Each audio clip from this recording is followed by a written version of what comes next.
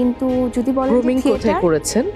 গ্রুমিংটা হচ্ছে অনেক বছর আগে করা হয়েছে, যেমন মারিয়া কিসপোর্টা ম্যামের কাছে করা, প্লাস হচ্ছে টুম্পা। আপনার কথা শুনতে পাচ্ছি না ক্লিয়ারলি, লাউড বলবো? হ্যাঁ জি, বললাম যে মারিয়া কিসপোর্টা ম্যাম প্লাস হচ্ছে টুম্পা আপু, হ্যাঁ ওনাদের কাছ থেকে আর কি পথ চলা শুরু, ওখান থেকেই। দেখান কি পারেন। আমরা কিন্তু দেখবো সংলাপ ঠিক আছে কিনা। এজ ইট ইজ মুখস্থ করার অভ্যাসটা আসলে আগাগোড়া থেকে কখনো ছিল না, হয়তো বা একটু কারেকশন হতে পারে, একটু চেঞ্জেস থাকতে পারে। আপনাকে যখন একটি স্ক্রিপ্ট দেওয়া হবে নাটকের, আপনার যিনি নাট্যকার তিনি অনেক কষ্ট করে নাটকটা লিখেছেন, ডিরেক্টর কিন্তু নাটকটা পড়ে পছন্দ করেছে, তারপর যদি আপনি নাটকটা মানে ডায়লগ যদি না বলতে পারেন, এটা খুবই কষ্টের। মুখস্থ যেটা করেছেন সেটা তো পারবেন না করতে। সামনে আসেন।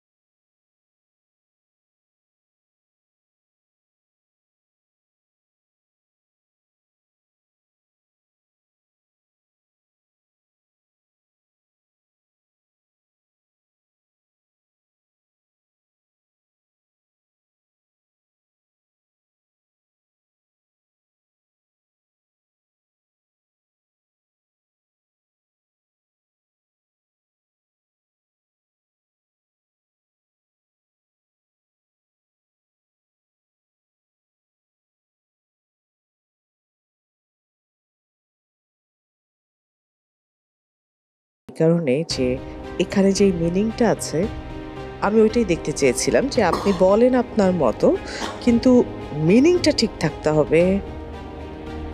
ঠিক ছিল না না। আরেকটা সমস্যা হলো যে যখন আপনি আমার কো আর্টিস্ট হবেন, আপনি যদি লাস্ট আমার কিউটা না দিতে পারেন, তাহলে আমি কিভাবে বুঝবো যে আমার সংলাপটা কোত্থেকে শুরু হবে? আমার তো মনে হচ্ছে ওনাকে নিয়ে আসলে আর স্টার হান্টের স্টারের জন্য ট্রাই করার কিছু নেই। উনি স্টার হান্টের জন্য ঠিক ফিট লাগছে না আমার কাছে। হাস্যরসটা একবার নিজের মতো পড়ে আপনার মতো একটু দেখান তো দেখি। আচ্ছা, ওই কেকটা, ওই যে আমার বোন বানিয়েছিল ওই কেকটা, ওটা তো ছাগলে খেয়ে ফেলছে। হ্যাঁ, ওটা ছাগলে খেয়ে ফেলছে, একদম কাপুস কাপুস করে খেয়ে ফেলছে। ও যথেষ্ট ট্রাই করেছে, মাত্র দেখেছে। ঠিক আছে, আমার মনে হয় আপনি আমাদের সাথে আসেন।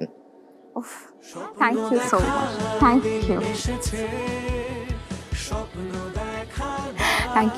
You so much. So finally আমি স্টার কার্ডটাও পেয়ে যাই আলহামদুলিল্লাহ, অ্যান্ড দেন আমার নতুন জার্নি স্টার্ট হয় নতুনভাবে। তোমার সাহস কী করে হয় আমাকে এভাবে অপমান করার? আমি তোমার জন্য কি না করেছি? এতটা বছর ধরে, এতটা রাত, নিজের স্বপ্নকে বিসর্জন দিয়ে আমি তোমাকে সময় দিয়েছি। নেক্সট টাইম, এবার আর হলো না। আমার কি সত্যিই কোনো মূল্য নেই? সত্যিই কোনো মূল্য নেই? মা বলেছে সব ঠিক হয়ে যাবে, কিন্তু মা কি জানে যে আমার মনের ভিতর কেমন, কতটা বাঁকা? ভাইয়া আমি বুঝতে পারছি আপনার আরো অনেক শিখতে হবে যদি এই প্ল্যাটফর্মে কাজ করতে হয়। কষ্ট করেছেন অনেকক্ষণ, বাট অ্যাক্টিংটা হচ্ছে না ভাইয়া। অ্যাপ্লাই করার 1 বা 2 দিন পরে মেবি আমাকে একটা কল দেওয়া হলো। তো কল রিসিভ করলাম, তো বলা হলো আপনি দীপ্ত স্টার হান্টে যেই রেজিস্ট্রেশন করেছেন আপনাকে সিলেক্ট করা হয়েছে। সো ডেট জানিয়ে দেওয়া হলো যে সকাল 9টার ভিতরে থাকতে হবে দীপ্ত গেটে।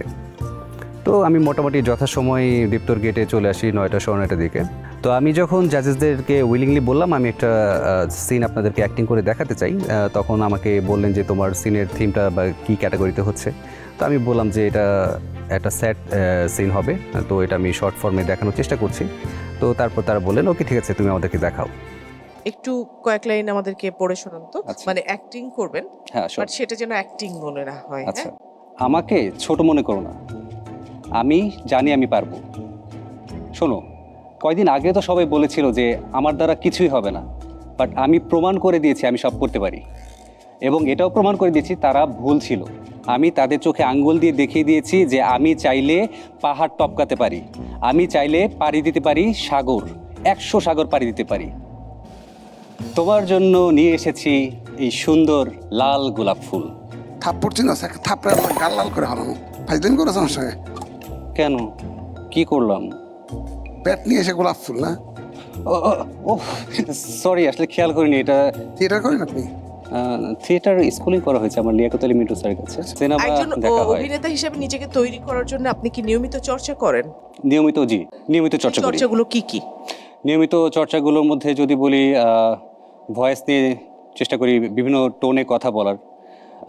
আপনি একটু নেলি টোনে কথা বলেন তো। না দেখো, আসলে এটা আমি চেষ্টা করি, বাট কতটুকু হয় সেটা আমি জানি না। তো যাই হোক, তারপরও চেষ্টা করলাম। আমি তার চোখের দিক তাকিয়ে মোটামুটি ডায়লগগুলো দিয়ে গেলাম।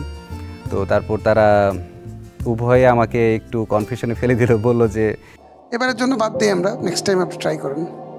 কাউকে না কাউকে তো বাদ দিতে হবে। Thank you. আচ্ছা ঠিক আছে, আসসালামু আলাইকুম। শুনেন শুনেন শুনেন, আসেন দেন, চুমকি কার্ড দিয়ে দেন একটা।